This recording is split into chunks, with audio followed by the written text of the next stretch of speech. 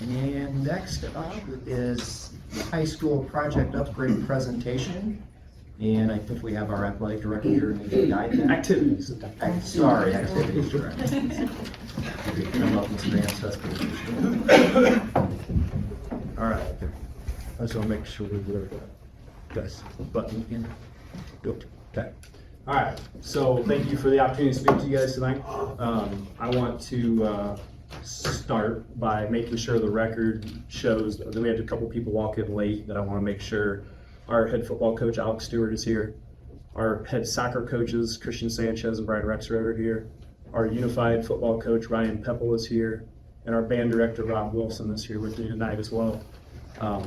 Those are people, our track coaches are actually working the basketball game tonight in my place that I'm not at, but they would obviously be affected by what we're talking about tonight.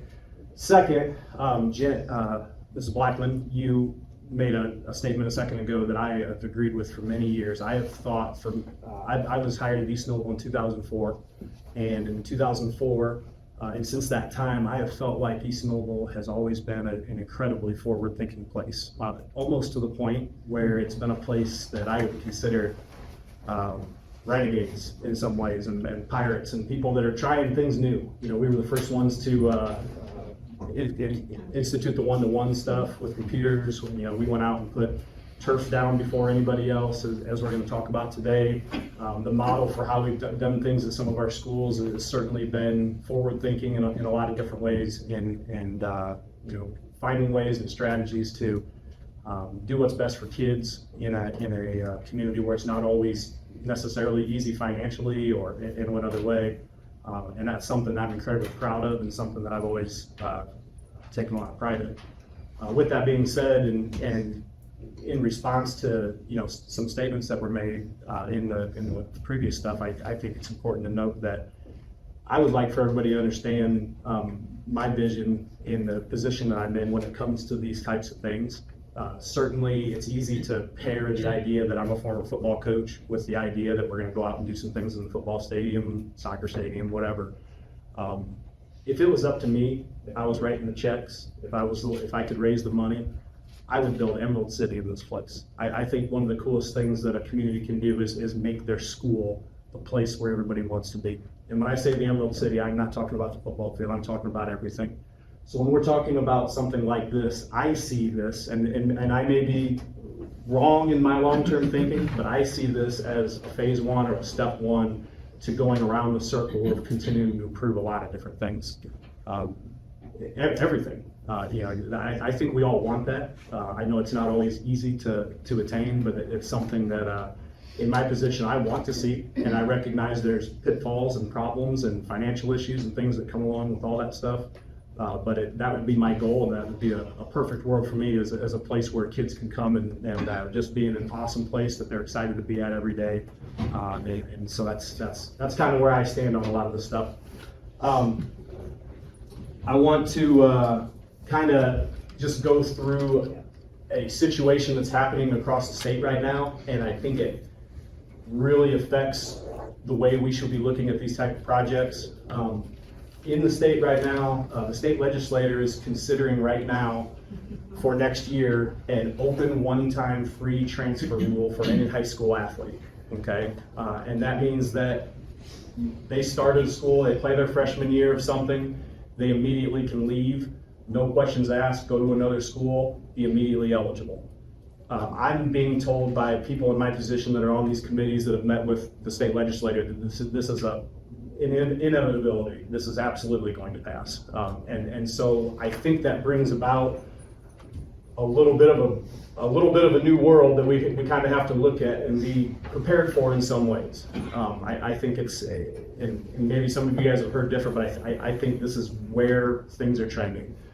We are trending into an area where kids are going to have the right to choose where they have their education, where they play their sports, where they perform their activities. And we have an opportunity as a school district to be those renegades again that create situations that people want to be a part of. And so I think this presentation that I'm going to go through tonight is going to be kind of about showing a way in which we hope we can do that right now. Around us, I believe that you know, obviously you guys as a school board, your intent as a school board, the reason you guys are voted in is to improve your community, improve your school, to protect your community, to protect your school, to give kids opportunities. I believe that what we're proposing in these stadium upgrades is doing so. I think there's several different ways to improve a school district, some of which are through curriculum and professional development and acquiring great teachers and all those things. And I think there's also, you know, attracting. Anytime a community and a school can attract more good families, you're attracting more people that can come in and graduate and do well with test scores and create communities and build subdivisions and improve the community and bring more business and bring more tax money and bring more sales and, you know, all those things help. And we're seeing that at communities around us, including some very close to home. As many of you guys are familiar with, Columbia City, and I have this picture because it's just an aerial picture of Columbia City, but Columbia City High School rebuilt everything. We're not in that spot where we're rebuilding everything. We did that a few years ago with our middle school, which is, I can't tell you the amount of people that come to our middle school and then go, "This is your middle school?" They can't believe it, and I can't believe it. I'm so proud that my kids get to go to that school, use those facilities every single day, walk those halls, play in those arenas. It's unbelievable. Columbia City's been through that inside and out, the entire school. Gyms, classrooms, everywhere you go. It's an incredible place. We're starting to see it now at DeKalb, right down the street. They just approved the building of a new stadium outside of the field that was just built, as well as some other facilities just inside. They just built a new weight room and some new show choir and theater areas and things like that. So you're seeing this type of stuff everywhere in the hope that they can attract students. At Northwood High School, you see new track, new field, new scoreboard, new small mini field for kids to play on the side. They also have a $10 million indoor athletic field house with their weight room and pools and everything else. It's a really an incredible place. These are our competition, not our competition on a football field, but our competition for kids, because kids are going to be leaving places they don't want to be. They're going to be leaving large schools, maybe in Fort Wayne, and they're going to be choosing places they want to go. And we have to make ourselves a place where they want to be.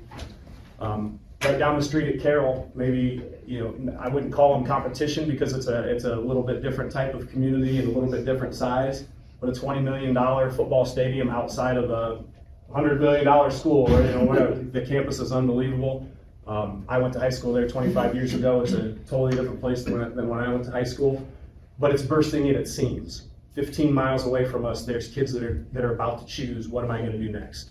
And you're seeing that in the city with constant transfers from Homestead. We've begun to get transfers from in the athletic area, which is where I deal with the transfers, from Carroll. We have several baseball players that have just come recently. And so I think that this transfer world is something that we've got to start making sure that we're not just keeping up with the Joneses, but let's be the Joneses in some ways. And I think we can look around us for other opportunities. Snyder's, our week 2 football opponent, they just passed a $30 million football stadium renovation. $30 million for football. That's a significant deal. We'll be playing in there in 2026 in week 2, and that's one of the best programs in the state. This is a picture from when we played in the sectional championship at Bishop DeWinger. We will be talking about scoreboard here in a few minutes, and the purposes and uses that can bring for a community. Everywhere you go, this is what you're seeing at schools our size, at schools at our competition levels, are these types of things. At Mishawaka in the semi-state, same thing. At Carroll in the track meet, these are our competition. These are the places our kids go to compete. These are places kids go and see every day. This is, I believe, what our kids deserve to have here at Eastville. So, I want to get to, in particular, the scoreboard. I feel, and I may be wrong, Brian, maybe you can answer this to me. I feel like most of us are to the point we understand the field and the track has become a need in many ways, right? We've had a turf football field that we've taken care of for 15 years, and we've got a lot of use out of it. I think that the hidden costs that get saved over time on maintenance and water and 1,000 other things, that's not an easy thing to gauge, but I think it's real. And so, I'm sure there's been studies done on that type of stuff. I think that, I know that we're ready for it. I'm excited about that opportunity, but I do want to talk about some uses of the scoreboard. First, I think it's important that everybody understands that in recent weeks, Mr. Leach and I have been able to talk with a large local employer. This scoreboard idea is no longer something that would be a capital projects payment. We have secured the entire or very close to entire funding from a large local employer, which then puts it into a situation where we're paying a lease over amount of years with that money coming from that employer, and then the revenue that comes off of that, some of that would go to help pay maybe the small difference that there might be, but then that money would go back into the potential to putting something like this maybe inside in the gym or other types of facility upgrades or the things. And that, once we have approval of doing something like this, becomes something that we sit down and look at, hey, what's the plan for how we're going to section out this money and do those different things. But the idea that we can do this right now without having to dig into corporation money, I think is a big deal. And I maybe just told you that for the first time, I don't know. It seems like everybody seems to think it's something that is going to be paid for by taxpayer money, but am I off base? No, and I'll talk a little bit about finances. I appreciate what Luke's done over the years and his energy that he brings to the activities department and the vision and the insight and just the excitement. I think it's felt amongst all of our programs. I know I've worked with Luke, going back to when I first started, 12 years ago, and Luke comes with some harebrained ideas sometimes, and, I tell him the same thing every time. Let's put together a plan, let's think about it, let's budget, let's prepare. And we've done that for a couple different things. He showed you a bunch of, or several fields, tracks, and so forth. What all those schools, most all of them have in common that we don't, is they're bonding for it. They're raising a levy through debt service to pay for these upgrades, whether it be 5 million, 10 million, 15 million, 30 million, whatever that is. That's one thing that we are not asking to do. We have been saving money for about 10 years since I started looking into how we're going to prepare for some of these things, and we have saved the money through our operations fund, not through our education fund, not from not paying teachers or support staff, but through our operations fund. And so that's what sets us a little bit different than some of the other schools. We've done the same thing in different areas. In technology, we've done it where other schools sell bonds to purchase laptops. We know to find a way to use our book rentals that we used to have, or reimbursement for what was book rental, and so forth, to pay for some of those things. So I believe that we've done a pretty decent job combined collaboratively. This isn't anything that I've done individually or personally. It's something that's been done as a district, previous board members, and so forth. So when you talk about the scoreboard, it wouldn't be paid for out of the operations fund or the education fund or even through debt service. It would be through sponsorships, whether that be one large employer or several large employers. There'll be a marketing plan that will be developed once we know that we're moving forward with an option of a sign, and so forth. So and one of the ways to do that is through financing it, through a 5-year lease to own finance with a dollar buyout at the end of 5 years. You make the payments. It gives you 5 years, to bring in revenue through each of those years to make your payment. And again, not affecting the taxpayers, in raising a levy or selling a bond or anything like that. So again, we'll have a little more discussion about that later as we go through some of the numbers and so forth. But that's what Luke is kind of referring to. Okay. So I just want to hit some of the things, some of the ideas that we're looking at as uses, for this, and start off, the way it gets paid for is the revenue supported, where you have a collection of sponsorships or whatever that help pay for that lease as time goes on. Not even help pay for the lease, we believe that we have generally paid for. And so that money then becomes revenue generation. And, certainly, and obviously many of you guys are either business owners or have been around here a long time. You know that we have many, many local businesses that take a lot of pride in supporting our students and would have a lot of interest in, being featured in these areas. Obviously, this can include anything from, static signage on the sides to, video logos to commercials to sponsorship of an event or something that happens in a game or a competition. There's it's really, you're only limited by your imagination on what you want to do and what you can create. And the creation of some of this stuff is a final piece that I want to talk about in a few minutes. Obviously, there would be major use during in-games and competitions, highlights, replay, streaming stats, celebrations, things like that. The opportunity to recognize seniors, honorees, former teams, champions, our teacher recognition night that we do, during football games, anything like that, that you have information and pictures and names with faces, becomes very powerful. This is a high school in Texas, by the way. That's their annual band competition. I've talked with Rob Wilson about the idea of bringing back our band competition. I think that's too great of an opportunity, especially when you have the facility that we potentially could have to not have a band competition of which you can have live scoring and introductions and things like that on the board. It's just a no-brainer to bring that back.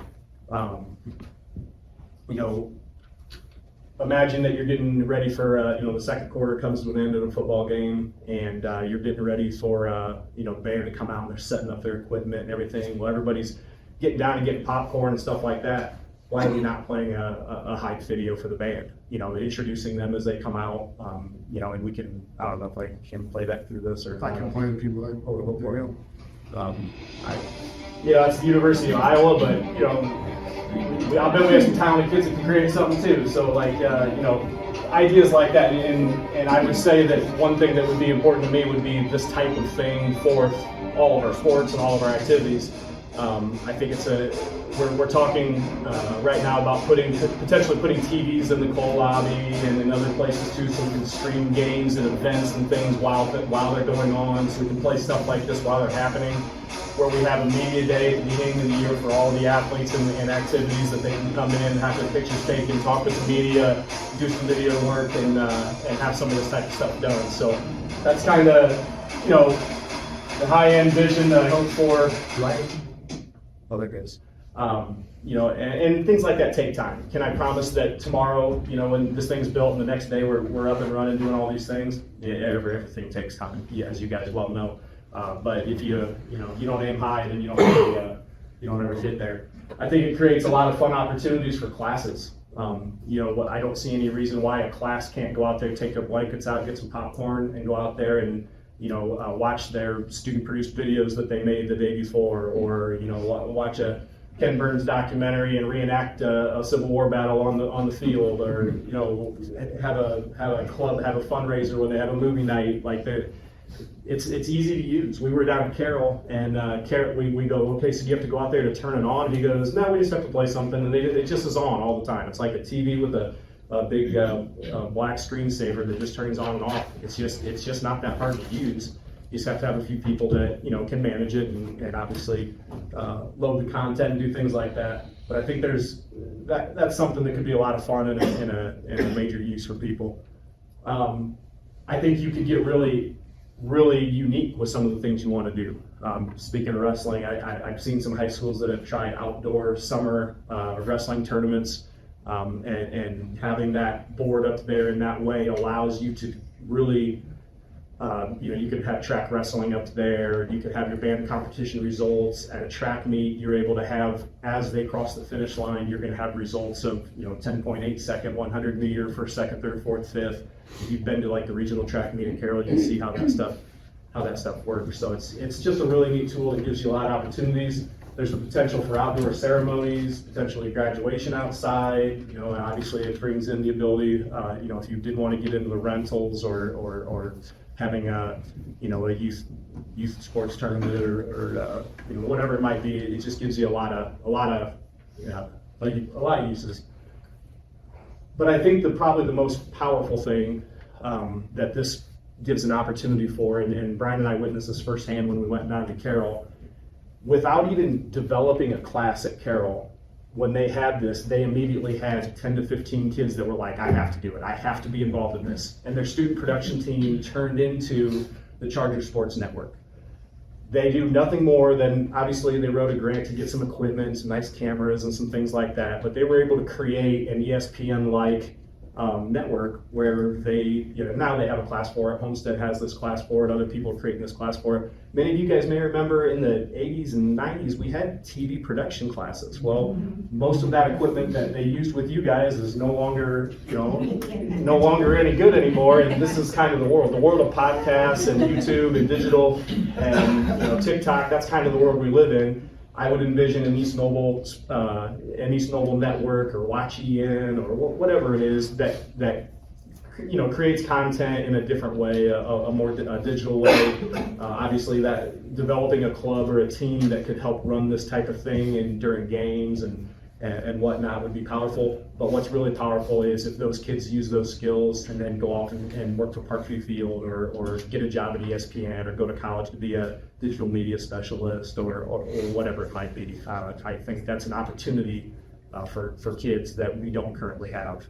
And I don't think there's a big price tag on that opportunity. I think there's just us making a decision that we want to do something like this that generates interest in these kids, and those kids that maybe those aren't the athletes that they can't get out there on the field, but maybe they can sit there and they can make the athletes look really good and have it and use a skill that's in demand in this world right now. So that's kind of what I wanted to talk about with that. This is just one other rendition of what it may look like, and I'm really excited about the possibility of this project.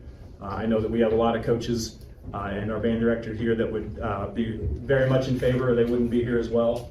We're hoping that you guys will be in favor of that as well, and that this would be a phase one, and hopefully a whole bunch of phases of improving East Noble and making it the place where a lot of people want to be. Mr. Amstutz, thank you. Please stay there for a minute. Yes, sir. First of all, board, do you have any questions for Mr. Amstutz? Last time you guys asked me all kinds of. You said you had a large sponsor. How many other sponsors do you have, or you just have the one current sponsor that you guys adopted to? Well, here's the thing. We are in a tentative agreement with a very large sponsor, and that sponsorship is related to a lot of different areas and things that we do in our school, and they have a very, very vested interest in having a big part of this program, of what we want to do here. So it's not me hoping that an auto dealer wants to throw in some money. It's a lot bigger deal with that. It's something that we as an administration have been talking with. I know just from, I get emails daily of people that say, can I put a sign up or can I put a banner up? There's people that want to do stuff like this. There's businesses in our town that want to spend $500 or $1,000 or $2,000 to put a commercial on or to put a logo on. There's people that want to do it. It's not hard to find that money. And as Brian said, the important part of this is finding a plan that when you find that money and you have that revenue stream coming in, that it doesn't become a free-for-all of I feel like doing this, I feel like doing this. Let's have a plan of how do we sustain it? How do we make things equitable? How do we continue to keep things nice? How do we perform the proper maintenance on the stuff that we need to do using that funding? So I think that's a plan that we already have talked about. We don't want to set anything in stone until we know that we have the ability to do it. So to help me answer that a little bit too, if we're given the authority to kind of move forward with one of a couple different boards that we'll talk about a little bit later, this being a rendition of one of them, we would work with a vendor who has a marketing division within their corporation to help us build that marketing plan. The marketing plan helps set up, okay, what are the costs of different advertisements, what are the packages, what do they get? And then also, where's that revenue gonna go? Because if I'm gonna go to a business, or if Luke's gonna go to a business and say, hey, buy an ad, I don't wanna know what the money's going towards. The intent, the general intent right now is it's gonna be used for our kids. It's gonna be used for our programs, whether it be uniforms, whether it be equipment, And then whether it be additional, not necessarily, you aren't gonna save the revenue to put it on another turf field, but you could save that to do other upgrades, maintain the current scoreboard and so forth. And so that's what we would do moving forward. And then at a later date, she would come back with, what we have, been able to solidify, or at least verbally solidify. And then as you guys make a determination as to which board we will be going with. But at that point in time, we could talk about what businesses we're talking to, and so forth. The other thing with that is our businesses. Like, we want to showcase our students. We also want to showcase our businesses. We have several businesses that are very generous to all of our programs, and they give money without any expectations, because this group needs this, or that group needs something else. So here we can give back and give them something for some of their money. We can advertise, their business along with it, whether it be, local business just starting up, or whether it be one that's been continuing, in our taxing district for several years. So that's something neat to be able to do as well. So we're expected to make a motion on accepting, go forward with the board without seeing any of this information. Yeah, Basically. we'll talk a little more about that later, but There's more specific information to come. Yeah, me was just telling you how we might use it. And I can continue on, and you can, if you guys are ready. Do you have any other questions about what I was? So if you had that one large sponsor, how much leverage is that sponsor gonna have and expect out of that deal? If it's such a large sponsor, I would say they'd have a big leverage on that, using that billboard. Well, at the time, that's a great question. And at the time, because the agreement was tentative, I would say, and I may defer to you on this one a little bit, but because it's tentative, the nature of their interest in our school is not something that I feel is appropriate to talk about at the moment, because we are in the middle of negotiations that involved a lot more things than just, athletics and the net midfield. So, it's an organization that has been involved in our corporation for years. I can't go back how many years, it's been so long, way before me. And they see value in not just our activities, but also in our communities. And they want to be able to help provide information, resources, and support for the entire community. And with those conversations, I am very confident they've assured us that basically one of the boards that could be virtually bid for, if not the larger one as well. We're still working out some of the structures. We're talking with some of their legal teams and seeing what they can do. As far as expectations, their expectations aren't going to be more than media static sign and a 30-second commercial and some things like that, as well as they also help provide some education in our buildings as well. So those are some things that are already happening that will be part of this agreement. So is this information that I'm gonna be able to get at an executive level, and you're just not willing to let this be known to the public? I have not shared it with any of the boards yet. I don't have a commitment from the business, so I'm not able to share that building at all. But once I do have a commitment, once they're okay with me sharing it, I have no problem sharing it. and Brian, you've said that once we have a commitment, we would come back to the board and now say, hey, here's the exact deal, and then ask for a purchase order. So we're not asking for that. We're not asking for the right to do that at the moment. We're telling you that we can get something that could be funded fully from the outside, which then becomes a revenue generating, opportunity. We want to prepare you guys for what that looks like and what types of uses we may have. And then when we have that agreement in place, we can look at, the details of that. So moving on from this, on this point, if I vote yay, that doesn't agree to the actual purchase of it, that's just permission for you to move on and make the deal to see if it's something that we're willing to approve. Yeah, so again, we'll talk about that towards the end here, if you just. Okay. Interrupt real quick, but Joel, a motion will be made, so you know exactly what you're voting on. Okay. All right, because it's just that's a lot of details I don't know anything about. Are we going to cover that in the business portion of this? Yes. Okay, that's what I was You're asking wondering. the question. Yeah. All right. So that kind of leaves us into the business portion of this. Yeah. I can go or you can go, you tell me what you wanna do. Okay, I mean, we need to replace our turf field. It's old, it's well beyond the warranty. It's been awesome. It is incredible for our classes. It is incredible for our teams, for our marching band. It changes the dynamic of practice every single day for every group that uses it, because you don't have to go out on the grass and mow lines and put out cones and hope it doesn't rain. It's an incredible educational tool for kids. And we have had luck with the same company that we originally did our high school with, that we then did the middle school with, that we're now working with on potential of this new project. And we are looking at a traditional green field with shaded hashes on the or shaded sections of the 5. So it would look. I'm gonna give you a good picture of what it would look like. It would be very much like the Northwood and Columbia City situations. I don't like to get that there, Shaggy. Thank you. Thank you. So something very similar to this. We've also asked for the model that has the blue around and where they have the black, which is a little different and kind of adds a little bit of color and whatnot. There's not a price difference in the necessarily the design and what we do, which is awesome. So we can kind of customize and do some cool things with it. But that would be, obviously the first step. Coming in this spring, and the moment track season gets over, we would get in there and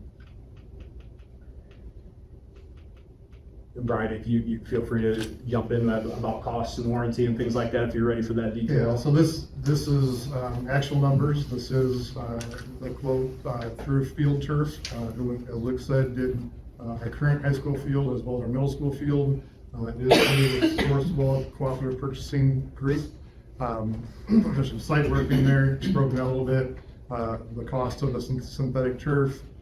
Performance bonds, those aren't necessarily required through a Sourcewell purchasing contract, and many schools are getting away from those. Since this is a replacement, it's not a new construction, many of them are not doing those, so that's potentially $500 that we would not have to spend. But then the regular field comes with an 8-year warranty for an additional $11,000. It's a little bit different fiber and comes with a 10-year warranty. With the current field that we have now came with a 10-year warranty. And we were told that if you take care of it, if you respect it, and use it the way in the manner that you should, you can get 12 to 15 years of out of it, and you'll be able to get 15 years out of it. So, and then if we were to move forward with this field along with the track through the same company, we get an additional 8 to 1% discount, roughly. So the total price tag of the traditional green field alternating every 5 yards, light green, dark green, would be just under that $500,000 mark. So that's what we'd be looking at for a turf field. Later, when we get through and we move through the business, the recommendations of the administration would be move forward with a green field, as we discussed, at a price tag of just under the $500,000 mark. And this picture is not our most updated one with the soccer lines either. There will be soccer lines built in as well. Make sure you Right along Okay, then we'll buy all. we do have one inside. Next up, anybody that's walked out there knows we have canyons in our track and areas where heavy wear and weather and whatever, they're hard to maintain. But as Brian's going to talk about here, we have an option and an opportunity to do something that is much easier to maintain over many years. So the differences in what we could buy or allowed to buy here create a situation where you could be resurfacing it in 3, 4, 5 years, or the difference in waiting 8 to 12 years. Brian can speak a little bit better to that on those models, but and what we're asking for. Yeah, so in reaching out to look at a couple different companies to give us an evaluation of the track and what it would cost to replace.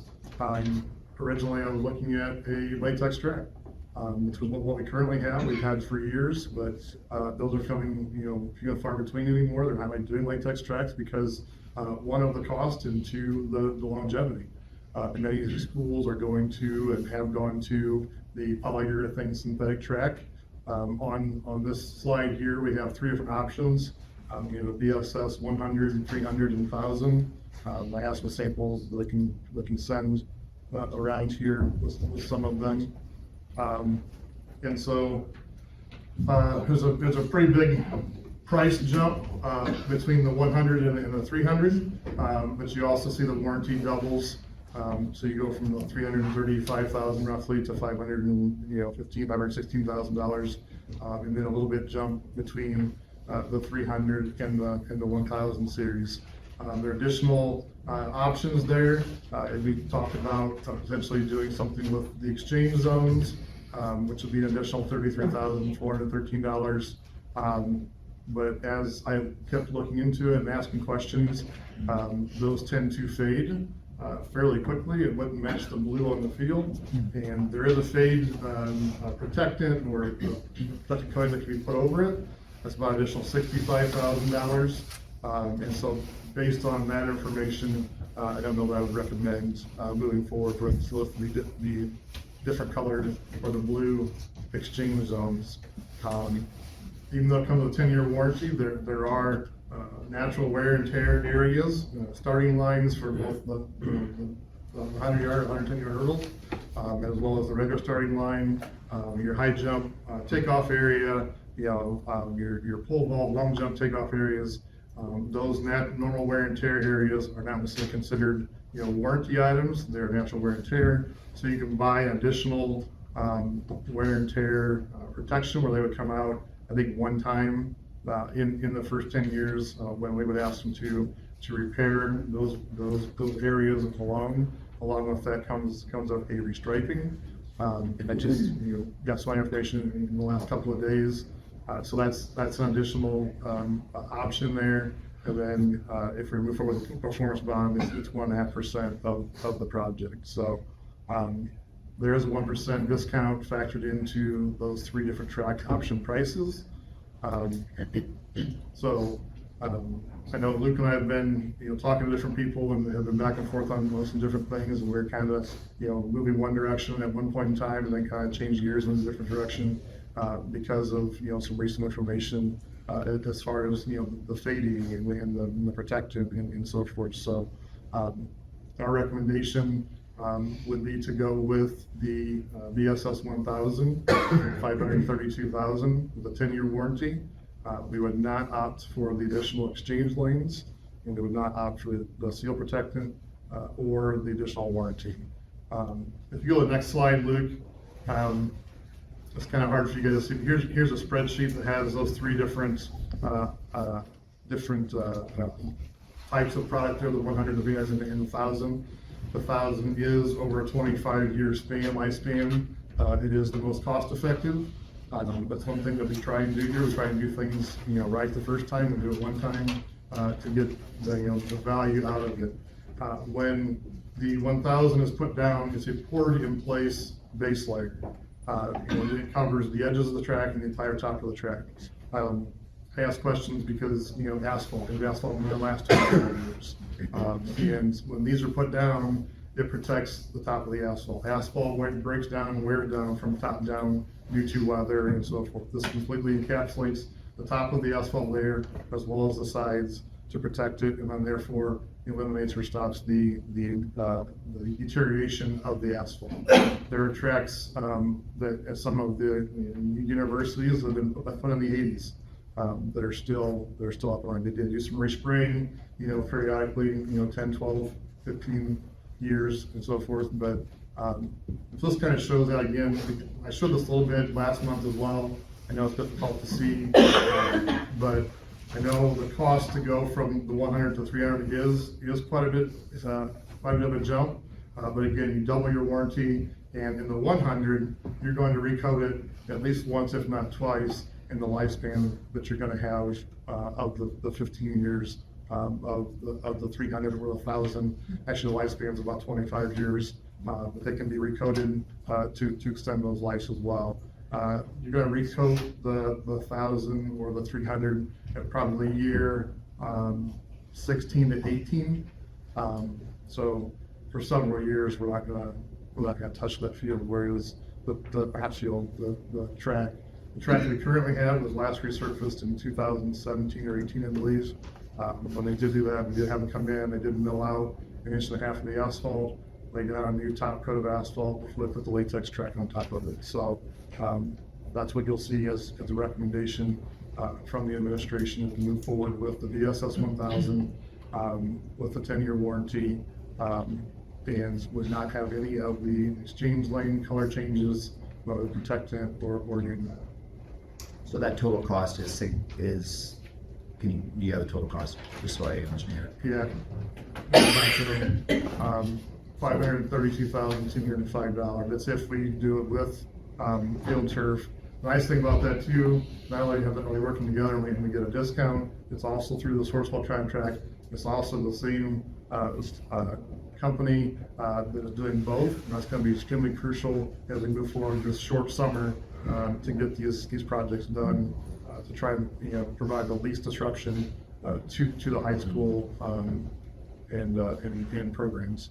So it's going to be a challenge for Luke in the high school and in the different programs to work around by moving to maybe the middle school or maybe changing some of their home activities to away activities and so forth. So, And to be clear, you're also wanting to include the warranty to include the wear areas, correct? I would not. You said no on that one, okay. I think it's something that we could have done as needed and save that initial upfront cost. So it's 532,205.62. I missed what you said. Why do you say you were gonna go with the sealer protectant again? Because the snow protection really is for the colored areas, not just the black. You don't want no color anymore. No, the colored areas, it's a dyed EDPM rubber, whereas the black is naturally black, so it won't, And the it may quality get a of little dull, but it won't necessarily. the quality of the better track also encapsulates and seals the asphalt, whereas if we bought one of the lower ones, it would seep water a little more. So it kind of acts in that way to begin with, but. Observing, okay. Eric?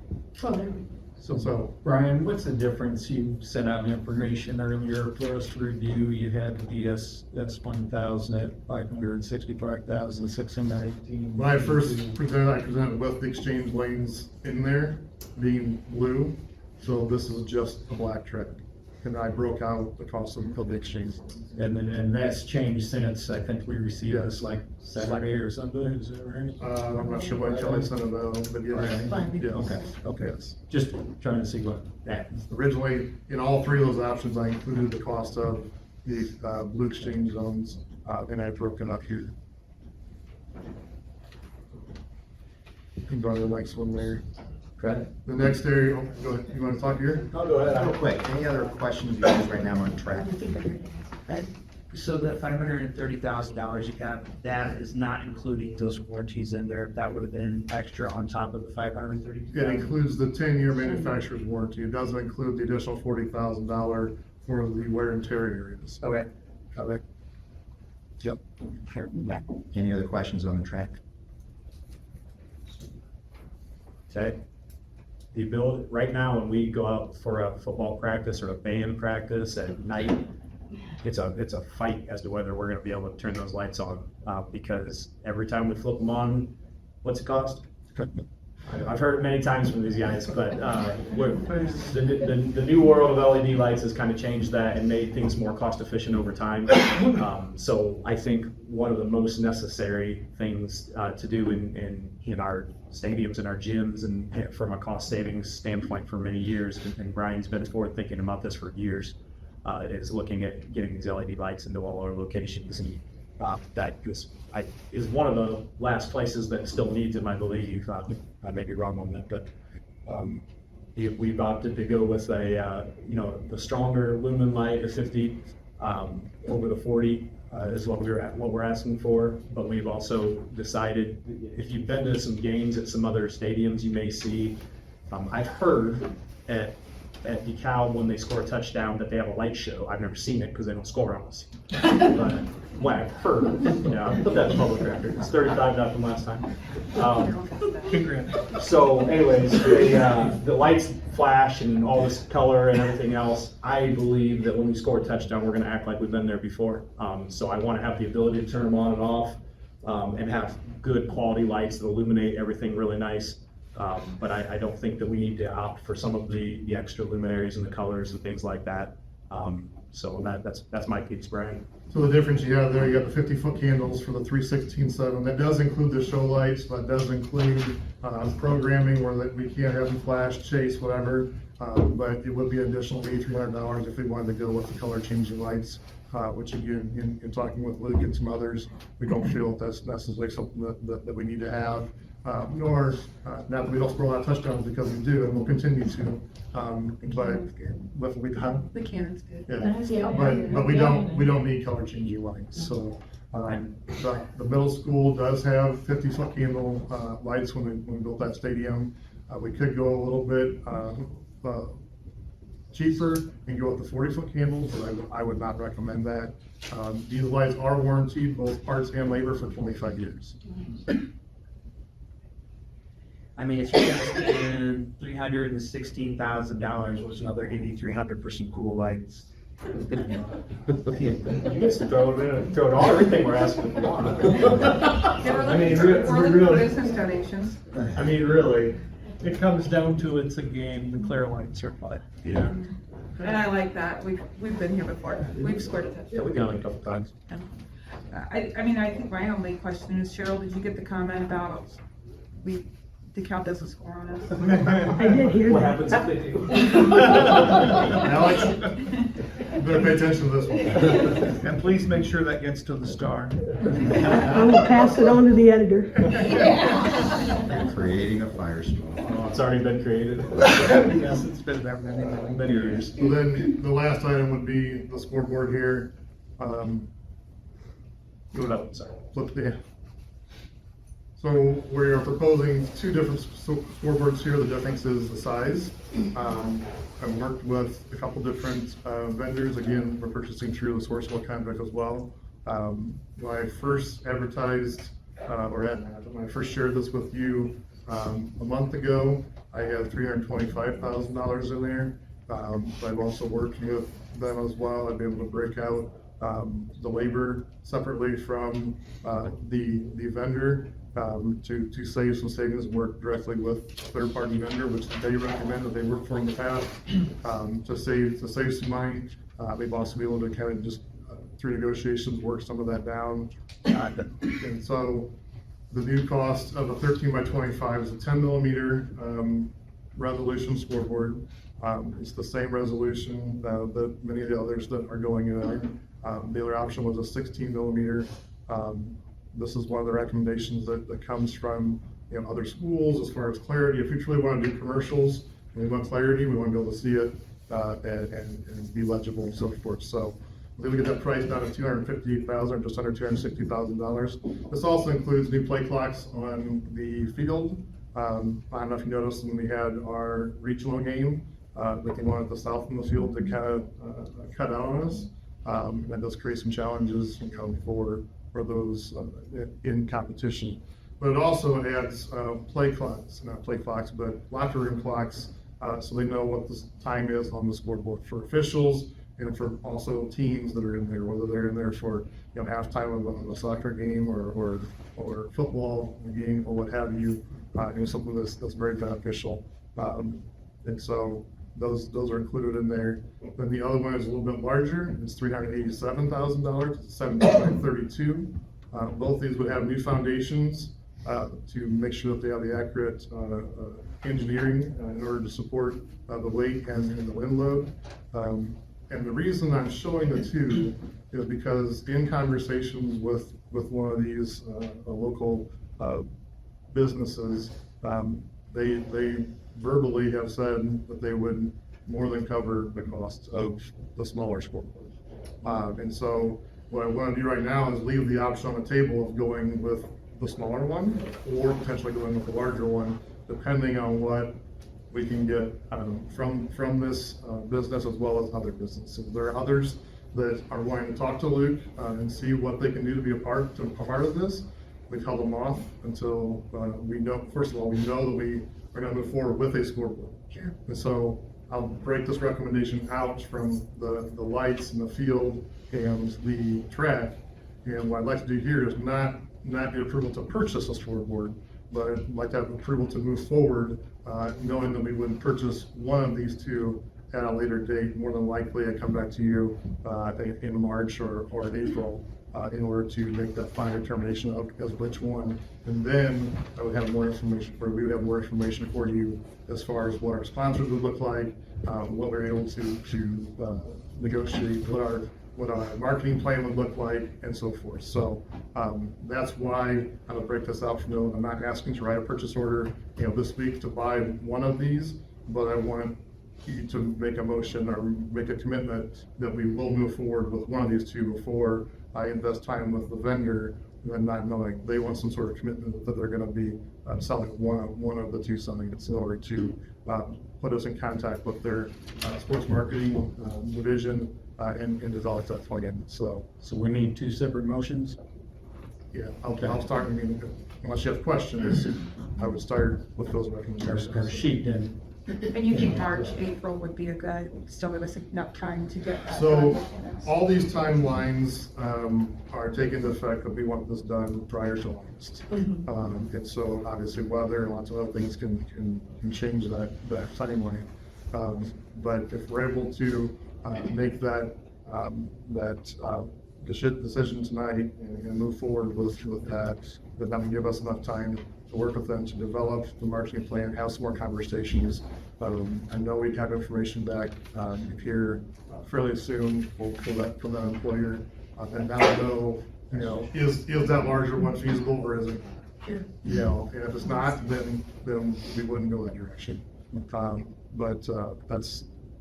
Ryan, I think it'd be good for them to know as well that we've looked at a board in which we have a video option, but also a permanent scoreboard, so that when we have times when the video is not necessary, that we can still at least go out there for you're playing a freshman football game that you're not gonna have video or highlights, maybe you don't have your production team, at least you can still run a scoreboard. And so I think it's important you guys know that's not a part of the video screen, that's an active scoreboard and able to be used on the field by coaches with their phone. So like during practice, they can put times up of Rob Wilson can sit out there on his phone, put this amount of time up and go through their routines and things like that. I think that's a powerful tool for our teams as well. That probably should have been mentioned.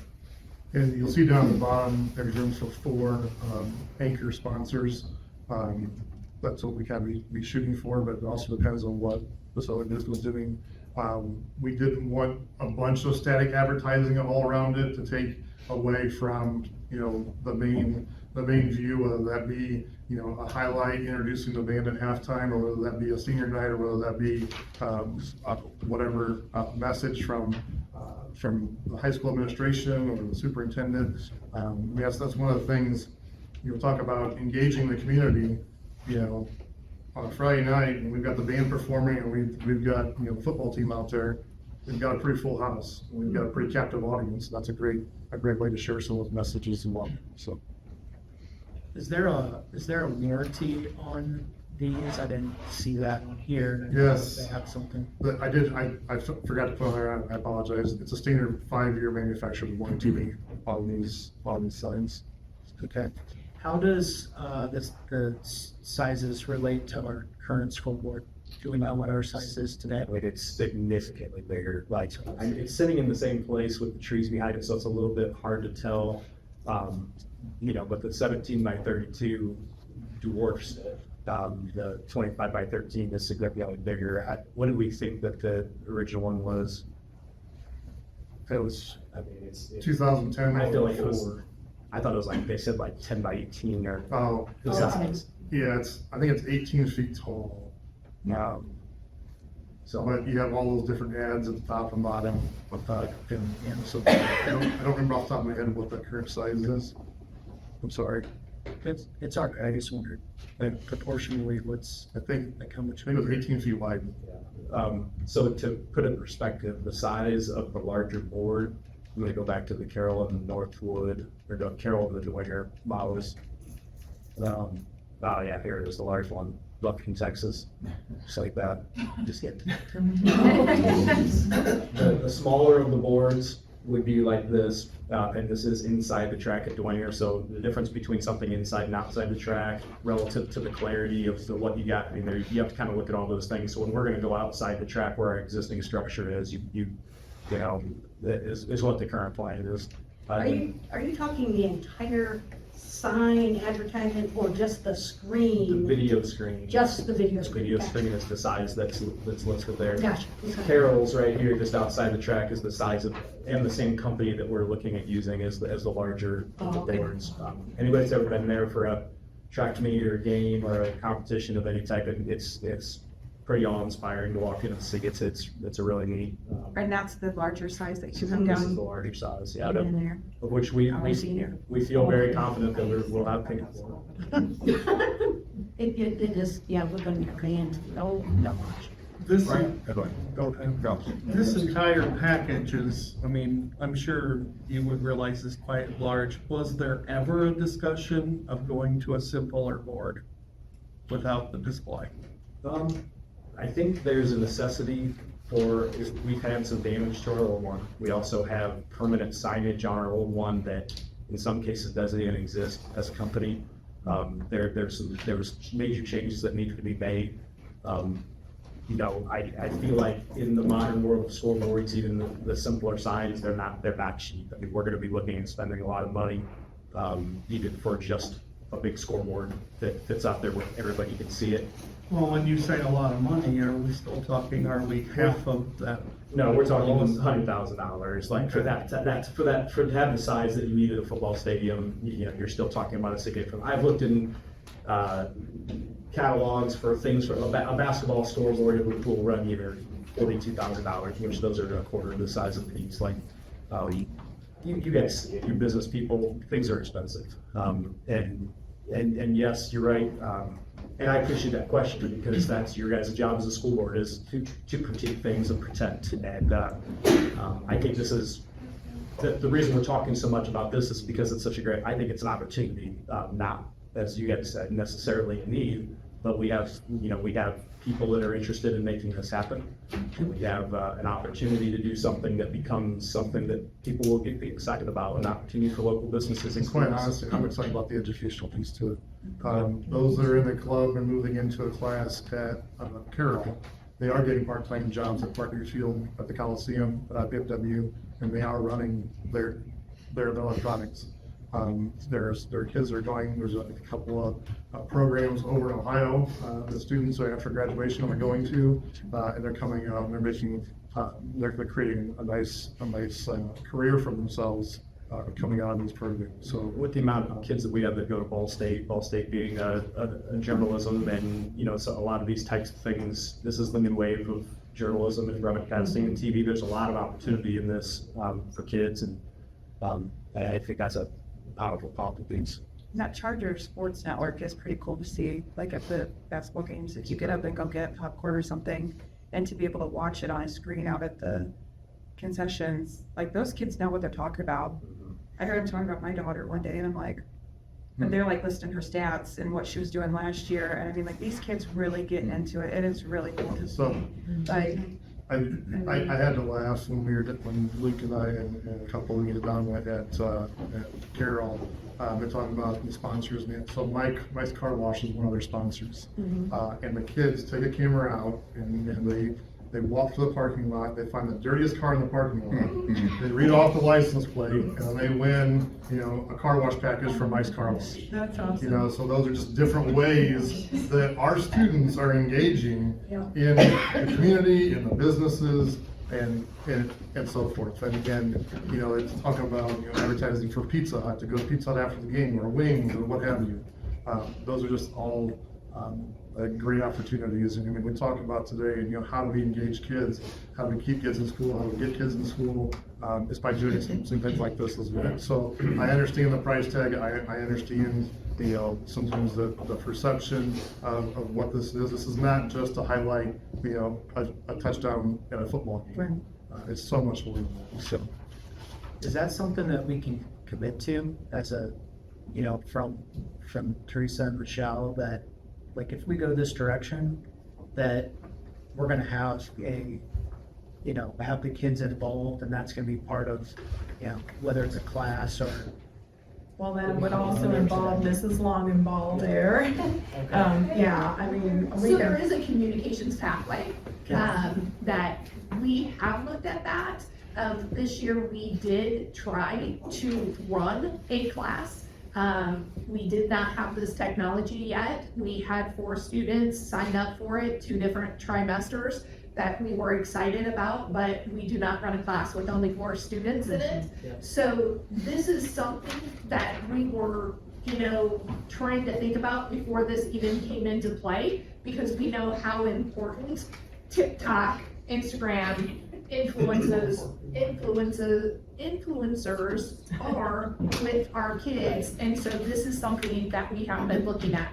But like Luke said, I think Luke used to teach it with a green screen, and how many years ago? It's just, we would have to add that technology and be able to teach the kids to do this. But I'm sure once the kids see this, there will be a huge interest in it. And I can tell you from our office, we're 100% in support of it. If it's something that gets kids interested in being at school, and we're in, so. And Carol started as a club. Yeah. And is growing into a class.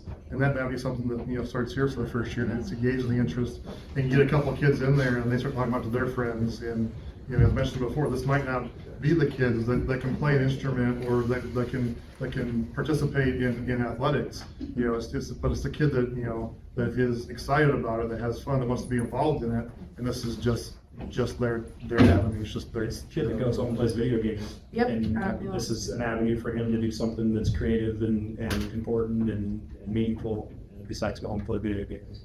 And this could also go along with our drones class, because our drones class takes great video footage, and we also, so our photography class. So we already have classes in place that this would go along with. Okay. Speech and debate, so I'm ready to make the motion. So how much life is there left to the current lighting system that we have now? It's coming to the end of its age. We replaced those lights several years ago. I'm trying to remember when. It was still before the track was done.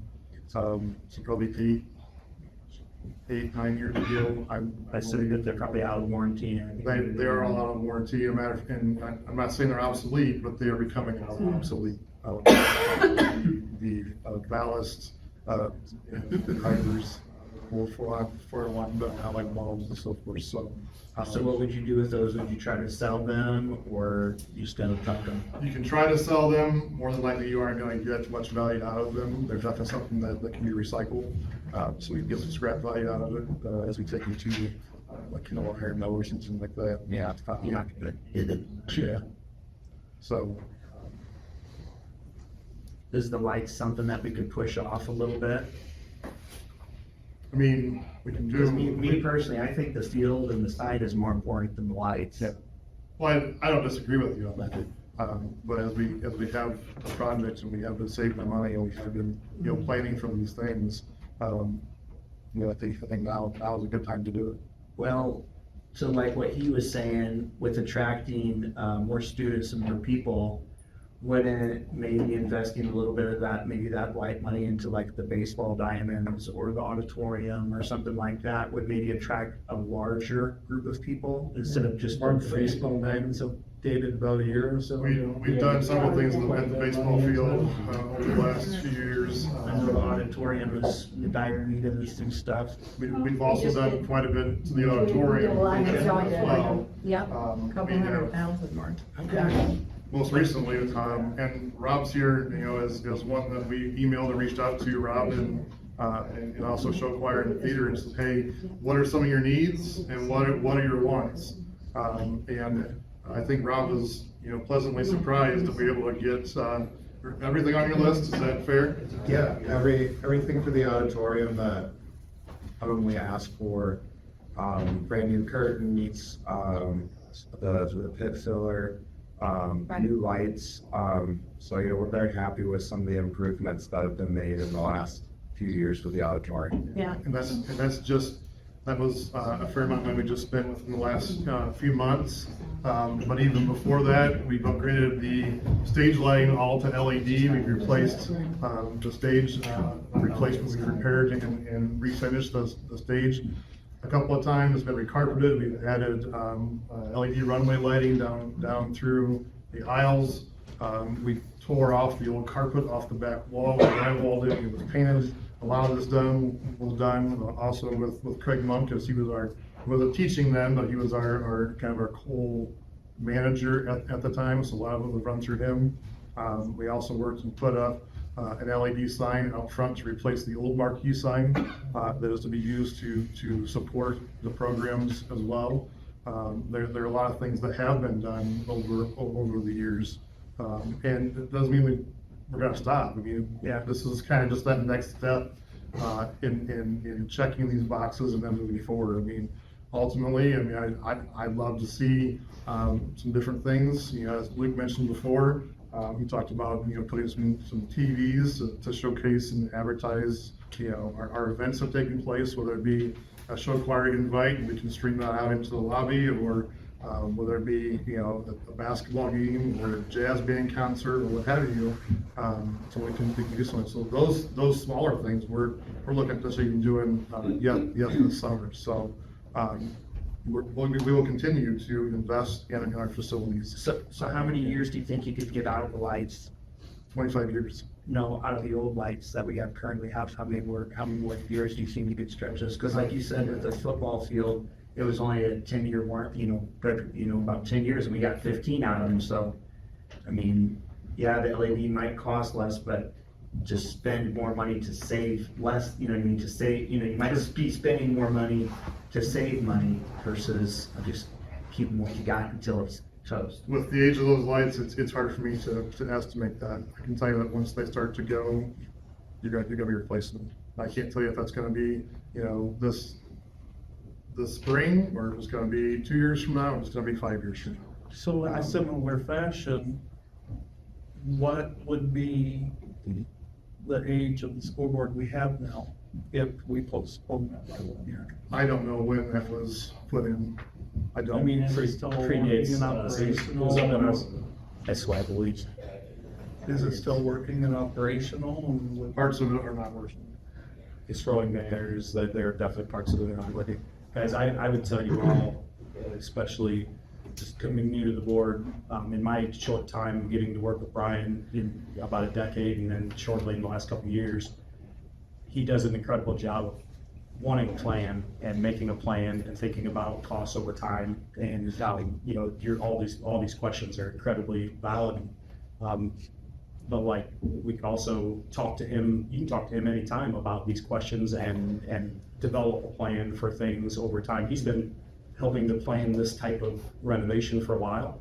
We've already started to have talks about other parts of buildings and things that, you know, are going to need done in time. So this wasn't just thrown together in the last second. It was very forward thinking and well thought out over time. And I appreciate that the last time he was in here, you guys had questions that made him go back, and we thought about things, we changed some things, and we looked at them, and I feel like we're in a really good place with what we're looking to do right now. So, Brian and him, you've saved up money, we've got money saved up for these projects, except for all the scoreboard at this present time, if we paid for it out of pocket. Just like you save up for a lot of our projects that you do over the summer, probably bigger stuff like new buildings, like the new academy. Obviously, we had a bond grant, we can't save up for that because the state doesn't allow us to save up that much money for such projects. So this is already budgeted. And that's one thing that, you know, like aside from, you know, what you saw earlier in Luke's portion of the presentation, the other fields and the other schools, they are bonding for it. You know, they are, whether they're doing that through a referendum or not, they are bonding for it. It is raising a levy to support those programs, whereas, you know, we are. And I would echo exactly what you're saying with Brian, because what I feel like with him working the last 4 years is he is a visionary, and he does think over time. And makes that plan on how to get there, and I think that's why we're at where we are, is that all of that money has been saved up over time because he had that vision a long time ago. I appreciate that about him. I know you worked really, really hard with him to bring the visuals to it, so thank you for that. And another thing is, I would The like budget for the field and the bikes and that. And where did all those funds come from? Well, Come out of the operational? It's all on the operations. And how many years did it take for you to budget for the field pieces with I've been budgeting for about 10 years. 10 years? Kathy made a great point. Doing this in one chunk allows us to shut down things for a short amount of time and be done with it. We're doing this in pieces, shuts down everything for a lot of different times. If you're going to affect seasons and you're going to affect activities, you're going to affect classroom day. This allows no effect on the classroom, which is number one. It also stays out of high school seasons and things like that. It's like, And who knows what these will cost next year? yes, and prices rising. Prices have risen in the last 30 days since we've changed some of our quotes, as a matter of fact. And that's a very real factor. Well, I'm ready to make a motion. I'm ready to second. I would like to make a motion to, you want more than one? So my recommendation, or the administration's recommendation, would be move forward with Musco lighting, the 50-foot candle lights at 316.7. And then the track, the DSS 1000 with the 532-ish number. And then the green field, just under $500,000. That would be the recommendation. I would like to start writing purchase orders for those so we can get on schedules. It is going to be a challenge for the high school this summer to get these things done. So that would be for our recommendation as administration to move forward with those three items. So I make a motion to accept the recommendation from the administration. I second. So board, we have a motion to accept, as Brian has just said, from Mrs. Blackman, and we have a second from Mrs. Klein. Any more discussion? So this is to purchase the field and the lights, or is this to make? This is to make a purchase order for the turf field, the track, and the lighting. Yes, covering the purchase orders too. Okay. No, this is it. This is the approval to Gotcha. write those purchase orders. Okay, I'm still making the same motion. I'm still thinking It's myself. already made. Yeah. Any more discussion? Seeing none, all in favor, say aye. Aye. Opposed, the same? So moved. And then the second proposal, Brian? The second recommendation for the administration, I would ask the board to take action and move forward with allowing us, knowing that we are going to have a scoreboard project here in the next few months. So we can start working with the vendor on the marketing plan, continuing talks with, our sponsors and additional sponsors. And then, so that motion would move us forward, knowing we're gonna purchase one of the two boards that we presented tonight. And then, once we are able to get that plan together, talk with some of the sponsors, we will bring information back to you on what that plan is, what the sponsorships, different levels are, and then how those funds will be used. And then at that point in time, I would also ask for permission to move forward and write a purchase order again for one of those two signs. I make a motion to accept. I'll second that. Okay. We have a motion to accept the proposal, as Brian just stated, from Mrs. Klein, and a second from Mrs. Blackman. Any discussion? Seeing none, all in favor say aye. Aye. Opposed, the same? Aye. So moved, 6-1. With that, Mr. Amstutz, thank you for your time. Thank you Mrs. for having me. Loggenbaugh, thank you for your time. Coaches, thank you for being here, for your support. We really appreciate everything you do every day to make, East Noble what it is, and that doesn't happen easily. And a lot of the things you said, Luke, I think are the sentiments of me and a lot of the other board members up here, that we understand the hard work and dedication you guys provide.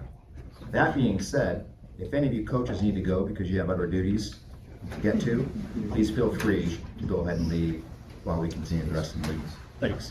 Yeah, you're welcome.